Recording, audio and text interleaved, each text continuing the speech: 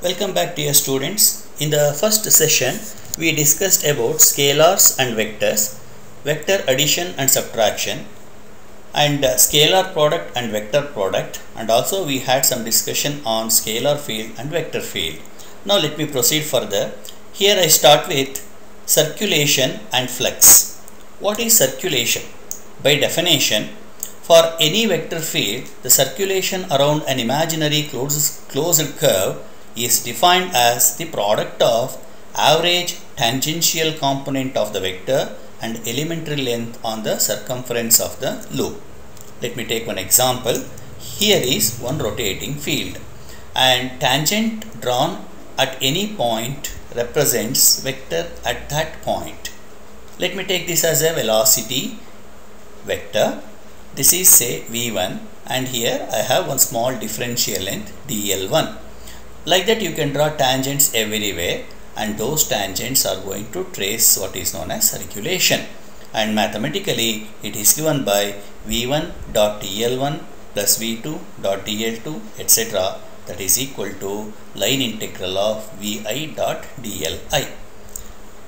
If you take a two-dimensional vector field where the vectors are rotating, please look at the arrow marks. They are tracing the circle of different radii. Then the net circulation is given by this equation only. So we come across with the term circulation in two-dimensional vector field. For example, magnetic field produced around a straight conductor carrying current. Next comes flux. Definition. For any arbitrary closed surface, the flux, either outward flux or inward flux, is the product of average normal component of the vector and surface area. Even here also it is dot product like this. The outward flux is considered as positive and inward flux is negative. So it is given by flux equals v1 dot ds1 plus v2 dot ds2 etc. etc. So finally it is integral of vi dot dsi. Look at the difference between these two. Circulation is over a particular differential length and flux is over particular surface area. And initially flux was defined in the case of fluid dynamics, where actually fluid is flowing out or flowing in. But this concept flux works excellently even in the case of electric field and magnetic field. Even though nothing is flowing there, this is an illustration. A charged body, and these are the lines of forces. So this is entire vector field, and there I consider one cubical enclosure. So that means the charge is enclosed in this cubical structure. Now you take any one surface area, either this or even this, or the top or bottom surface or right surface or left surface. So the lines of forces are emerging out of that surface.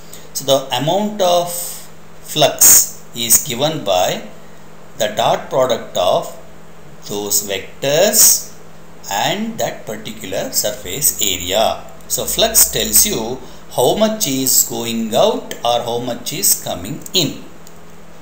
Now vector calculus.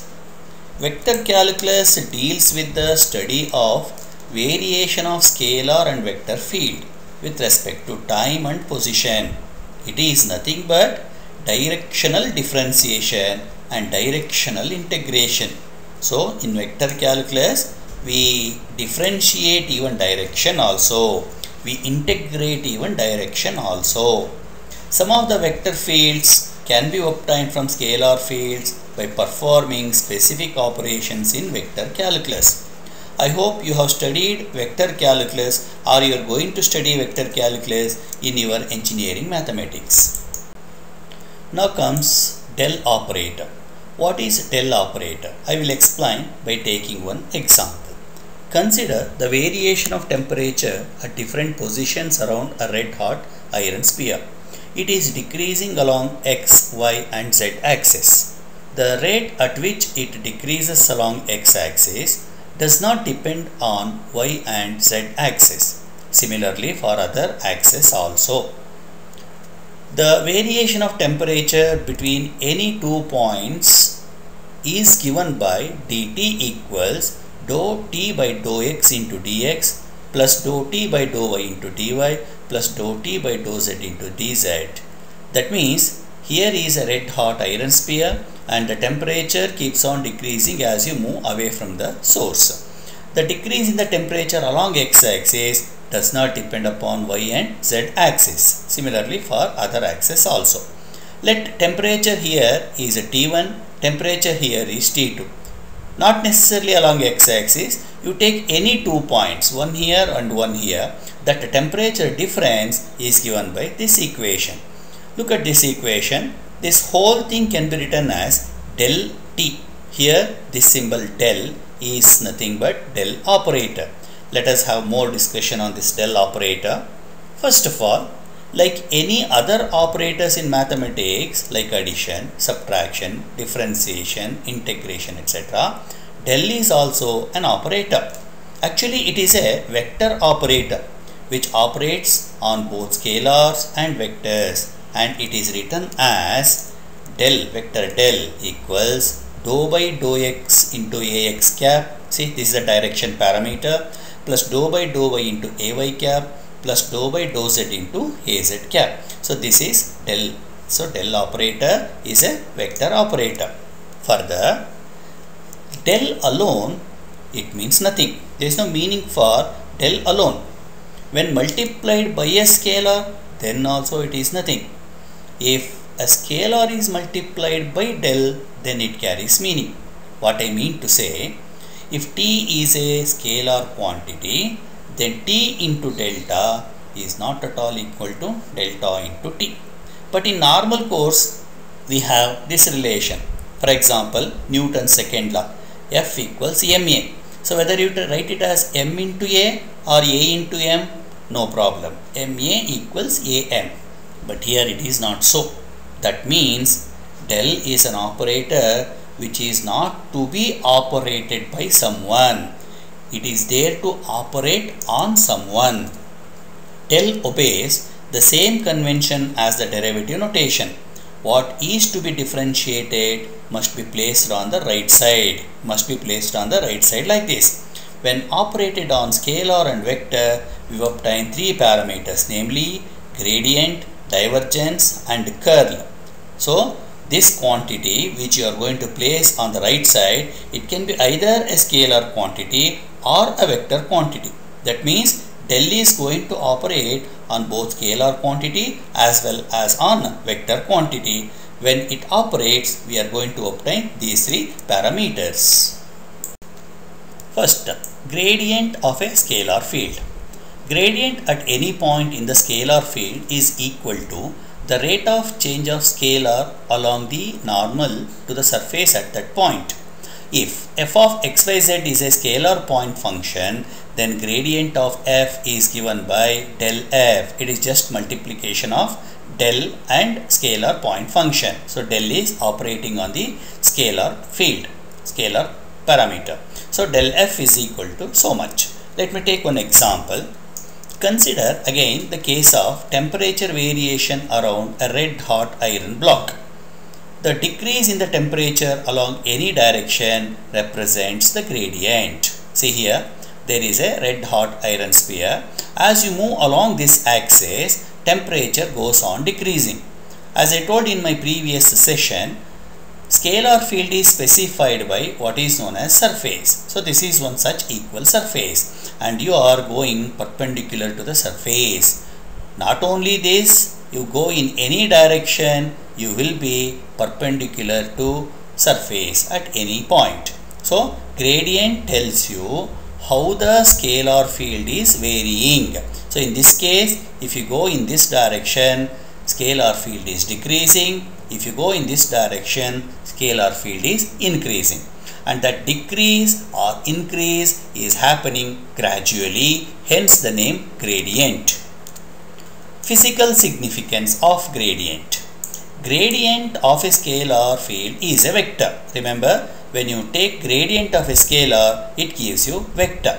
It is directed along the increasing scalar field. So, if gradient is negative, it represents decreasing field. If gradient is positive, it represents increasing field. So, if you go away from the source, gradient is negative. If you go towards the source, gradient is positive.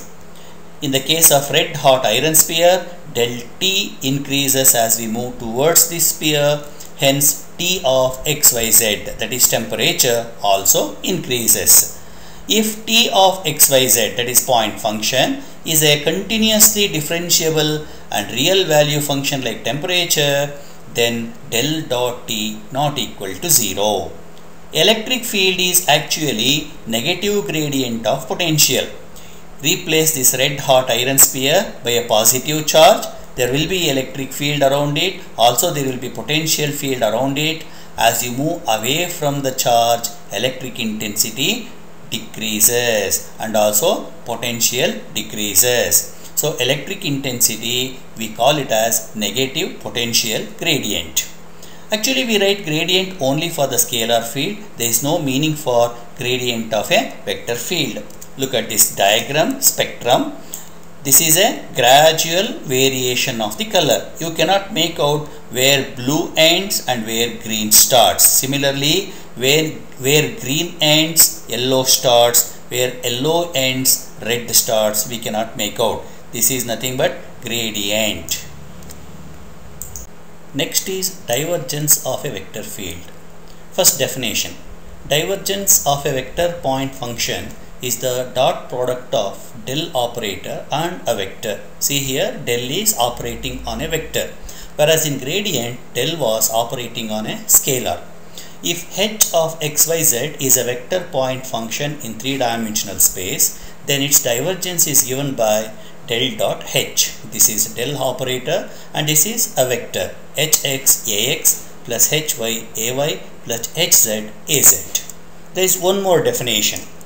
It is also defined as the surface integral of the flux per unit volume as dV tends to 0.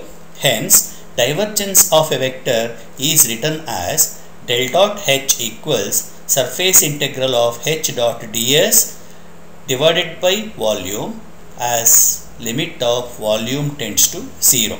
Let me explain this particular equation. I consider that previous diagram.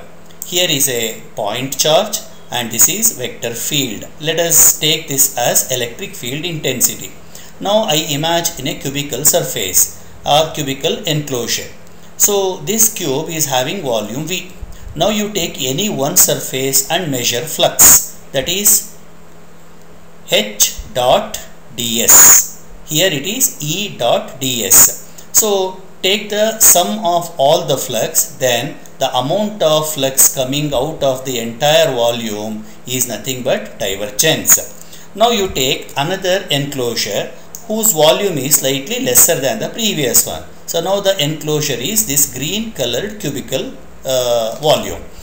Over these surfaces also there is flux, but now the flux keeps on decreasing. Like that, as volume decreases, the amount of flux also decreases. But still the flux is not equal to 0 even when volume of the cube tends to 0. So the total flux is nothing but surface integral, that is flux over this surface plus over this plus this plus this. That means the total flux over all these 6 surfaces per unit volume, that is dV. This is nothing but divergence. So divergence is nothing but the amount of flux emanating from a given surface over the entire volume.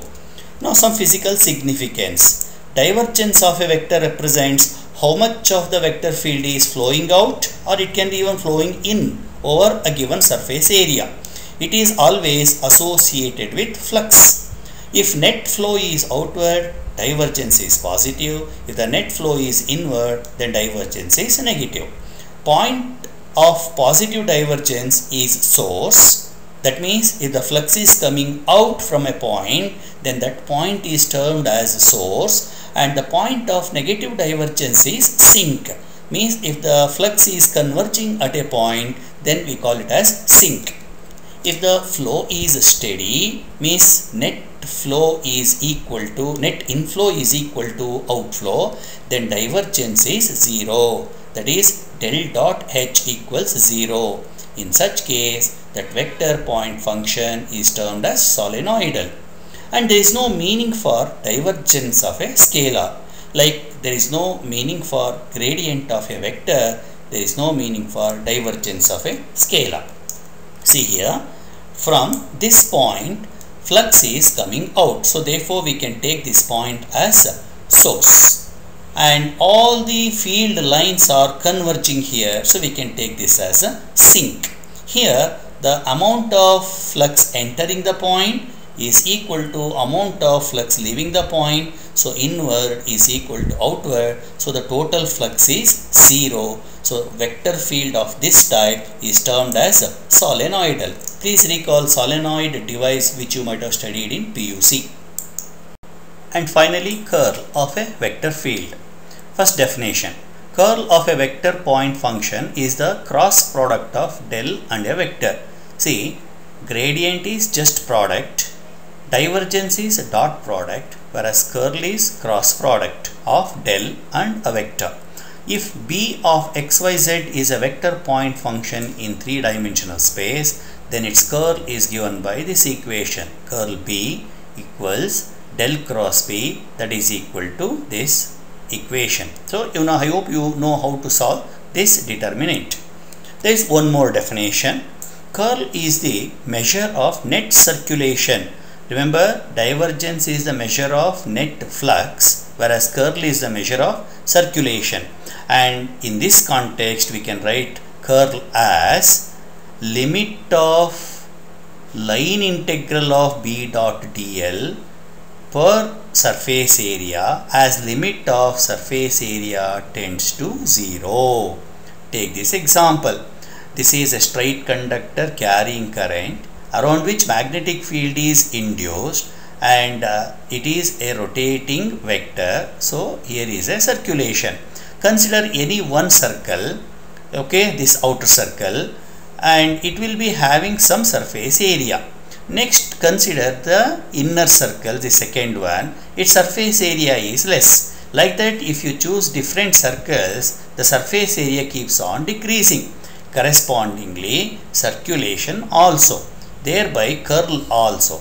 Suppose if the surface area tends to 0, a circle very close to the conductor, so that S tends to 0, that is the meaning of limit of S tends to 0.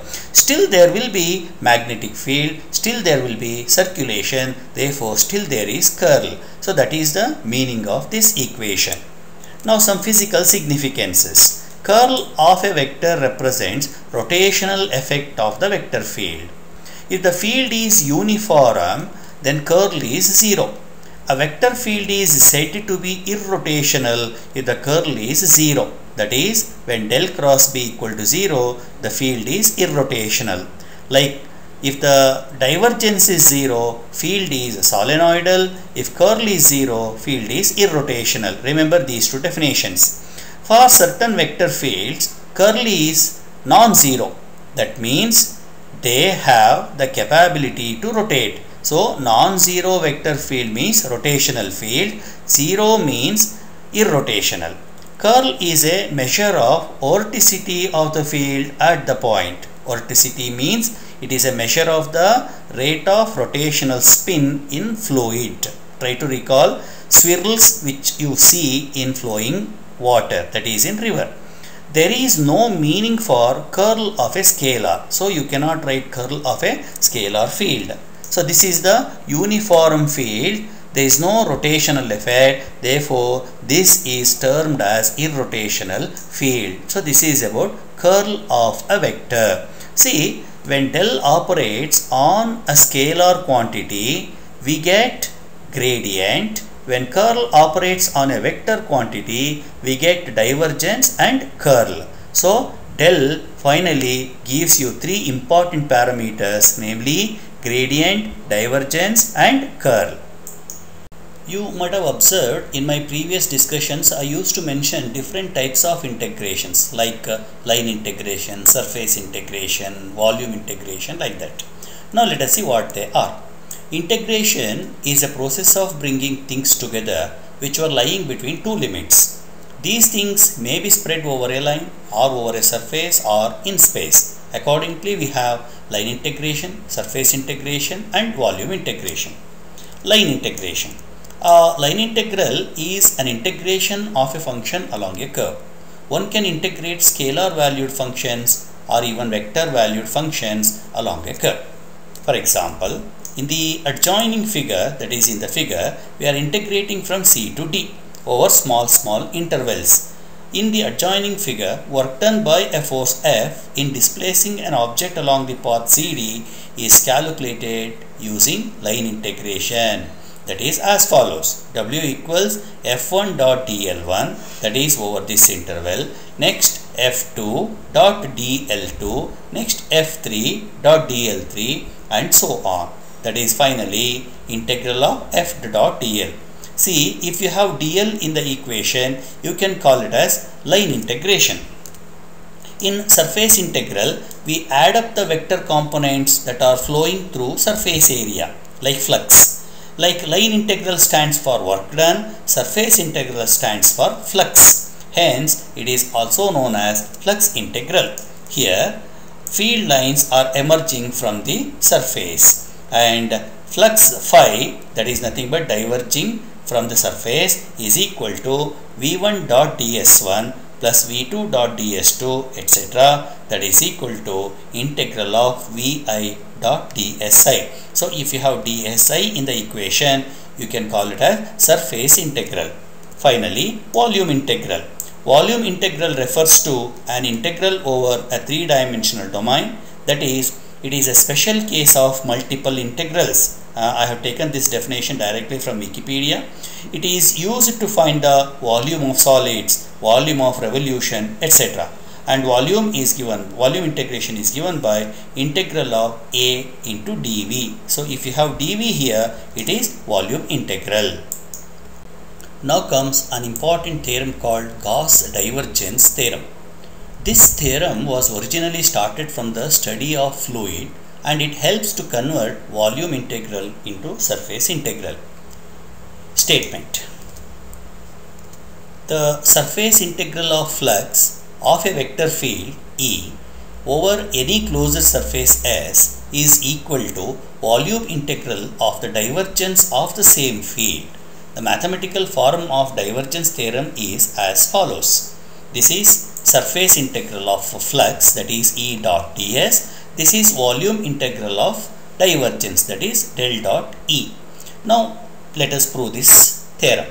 I consider one closed volume which is further divided into small parts, each of volume dV and each of surface area ds, and flux is emanating from this volume. So these are the vector field lines.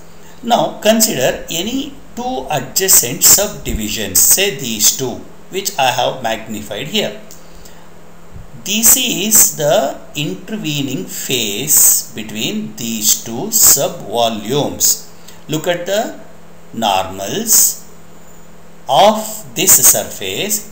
For the first one, normal is here. For the second one, normal is here. And we can easily make out that the total flux over this interior common surface is 0. This logic is applicable for any two adjacent volumes. So finally what happens? Flux which is coming out from these surfaces only will add up. So if you continue this argument, finally what we can say, flux from only those surfaces which are shaded like this, means the surfaces which are exterior like this, will be added up and the flux correspond to intervening or common surface will cancel out.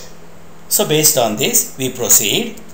The net flux is given by E dot ds1, where ds1 is one surface, this one say for example. Similarly E dot ds2, E dot ds3 and so on. Of course, these are all surface integrals. Finally, the total flux, that is E dot ds, is equal to sigma of E dot dsi. I assume here that E is constant, only surface area is variable. That is why summation is from I equals 1 to n.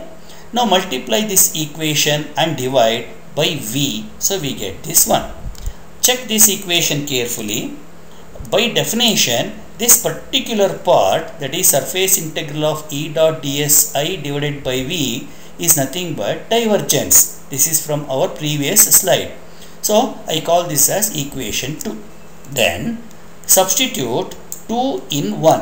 What we have here is surface integral of flux, that is E dot ds, equals sigma V into del dot E. V into this whole thing is replaced by del dot E. Further, in limiting cases, we can write sigma of V, that is sigma of V over I equals 1 to n equals integral of dV. Therefore, equation 3 can be written as sigma E dot ds equals integral of del dot E, and this entire thing is now replaced by dV. So surface integral of E dot ds is equal to volume integral of del dot E into dV. That means surface integral of a flux is equal to volume integral of divergence of the same field. So divergence theorem helps you to convert surface integral to volume integral. Next is Stokes theorem. This theorem helps us to convert line integral into surface integral. Statement: the line integral or circulation of a vector field f around a fixed macroscopic path is equal to the surface integral of curl of the same vector field over a surface bounded by the path. That means line integral of the circulation, that is f dot L, is equal to surface integral of del cross f, that is curl. So circulation curl connected through this equation. Even though proof is optional, let me derive it.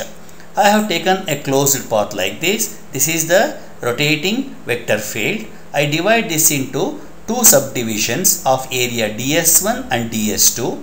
Here circulation or the vector field from A to B cancel out with that from B to A. That is, dotted line here and dotted line here are quite opposite, so they cancel out. Then the net circulation is given by f dot dl1 plus f dot dl2 and so on. It is sigma of f dot dli. Even here also I assume that f is constant. Therefore it is from I equals 1 to n. Then multiply and divide the RHS by dsi. So dsi dsi. So I can rewrite it as f dot dli by dsi into dsi. Under limiting case, we can write sigma f dot dl is equal to sigma of limit of ds tends to 0 into so much. You call this as equation 1. Next, sigma dsi is equal to integral of sigma ds. Like in previous derivation, I wrote sigma v as integral of dv. Similarly here. And while defining curl, I used this equation. Limit of f dot dl by dsi is nothing but curl of f, that is del cross f. Therefore, limit of f dot dli, that is line integral of f dot dli, divided by dsi when dsi tends to 0 equals del cross f. Substitute these two equations in this equation and do some simplifications, you get back this formula. That is, line integral of f dot dl is equal to surface integral of del cross f into ds. So this is the proof of Stokes theorem. Even though proof is not mentioned in the syllabus, it is optional. I have given it, just go through it. It is very simple. Well, dear students, with this I have come to an end of second session. Here we discussed many things in detail. Now everything is set for the discussion of Maxwell's equations in detail that I will take up in my next session. Thanks for watching the video. Please contact me if you have any doubts.